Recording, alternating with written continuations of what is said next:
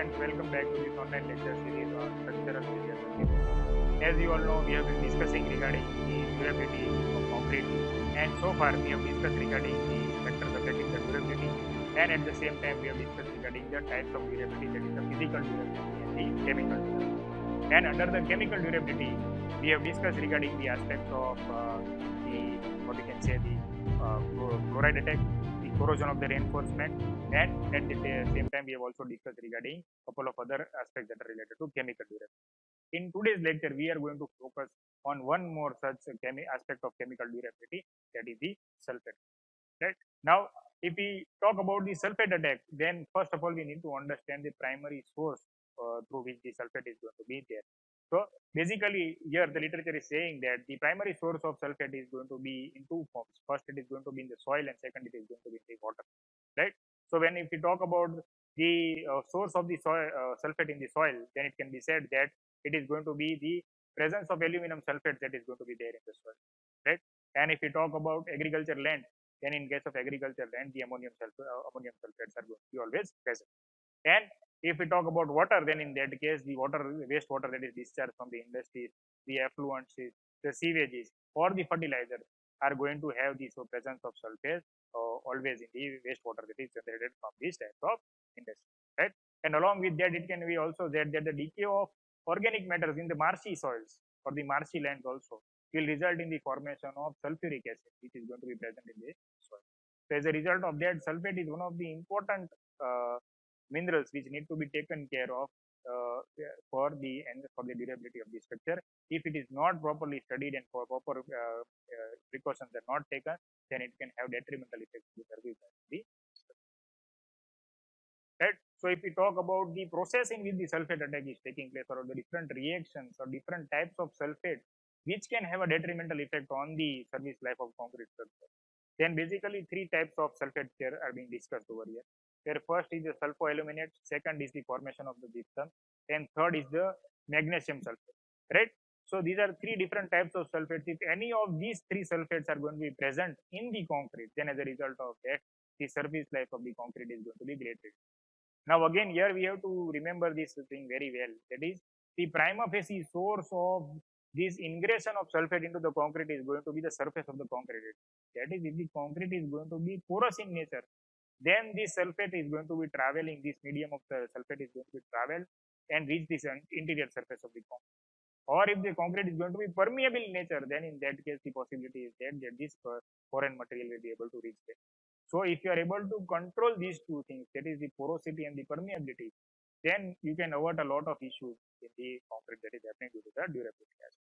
Right? So when you talk about the sulfoaluminate, that is the formation of sulfoaluminate happens due to the reaction that takes place between the sulfate salt and the C3A content that is present. So as we know that the prima facie, if you look at the ingredients of the cement, then there are four basic ingredients, which are there. That is C3A, C3S, C2S, and C4S. Right? So these four elements are going to be there, but in that case, the content of C3A has to be in a limited manner. Because if the content of C3 is maintained, then automatically some of the issues related to durability of concrete can be avoided. Right? So in the first case, the reaction of C3A and sulfate will result in the formation of sulfoaluminate. In the second case, the formation of gypsum that will take place due to the reaction that is taking place between lime and the lime that is generated at the time of heat of hydration. Right. So as we all know, heat of hydration is the process when cement comes in contact with water, and as a result of that, the heat of hydration is generated, and at the same time, lime is going to be one of the byproducts. Right. So the gypsum is formed due to the reaction of this lime due to the reaction with the lime, and that is also going to have a detrimental effect on the surface. And last is the presence of magnesium sulfate, which is going to be even more dangerous as compared to that of the presence of sodium and calcium.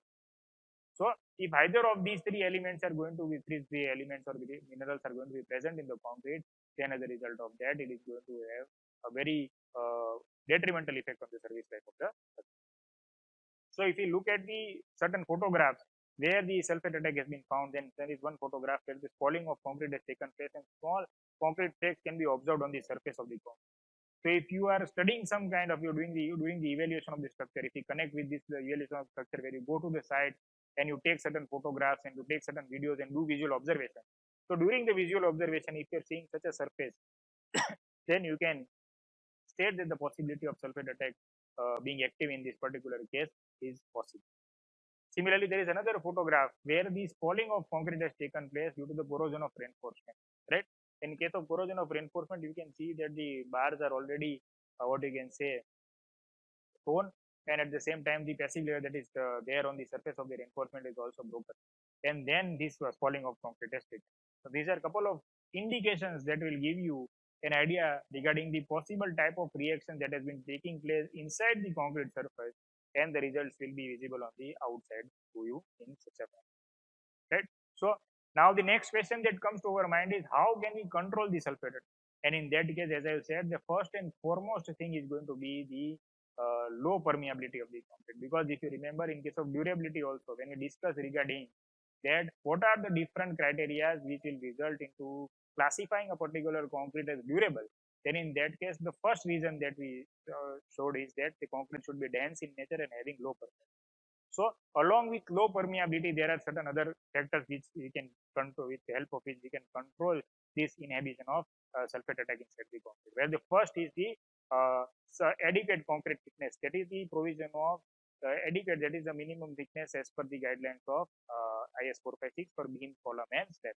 And along with this provision of adequate thickness, you also need to keep a care of the concrete cover that you are going to provide, because the concrete cover is necessary to enhance the durability of the structure of the service drive system, because this concrete cover is going to increase the travel path of these foreign materials from the outside surface to the inner core of the concrete. Then high cement content again will be also dependent upon whether the presence of C3A is there or not, because as we have seen in the first slide that C3A reacts with sulfate, and the result of that sulfo eliminates are formed, and due to that the expansion takes. Then low water cement ratio, again very obvious, right? And at the same time, the proper compaction and curing is also necessary, because along with the compaction, if you're doing proper compaction, then void ratios are reduced, then concrete becomes less porous. And at the same time, if proper curing is done, then the movement of moisture from the surface is reduced, and as a result of that, the porosity and permeability, both aspects can be controlled.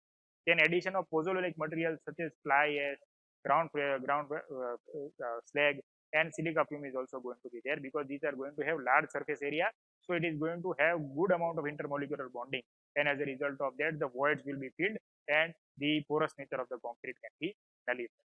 Then last is the use of low content C3A cement. That is very important, because the first point that is responsible for initiation of sulfate attack is the reaction of sulfate that is taking place with C3A. Right? Now, if we talk about the exposure condition, then SIS 456 is mentioning 4 types of exposure conditions, that is mild, moderate, severe, and very severe. Right?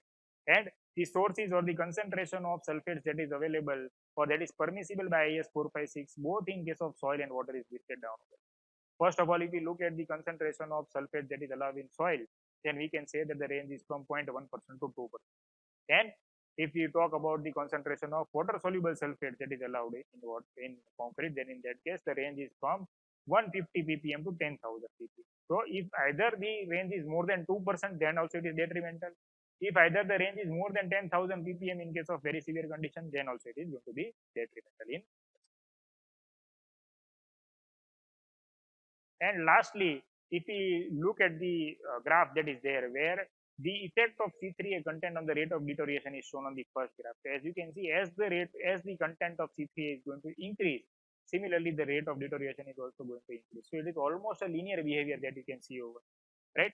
And the second graph is there where the rate of deterioration is controlled due to the addition of the cementitious material, that is the fly ash and silica fume, and the ground grass, that is the slag, right? So when the slag is added, then as a result of that, you can see the rate of deterioration is going to be still persistent, but it is going to take larger amount of time as compared to that of the first graph.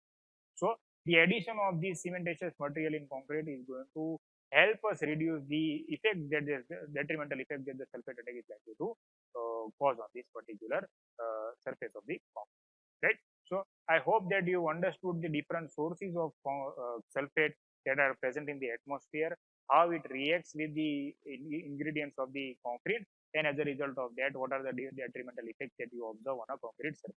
And at the same time, we have seen the remedial measures through which we can control the sulfate attack in concrete as well. I hope you have enjoyed today's lecture. In the next lecture, we'll be discussing regarding the last aspect of the chemical durability, and That is, we are talking about the alkali aggregate reaction.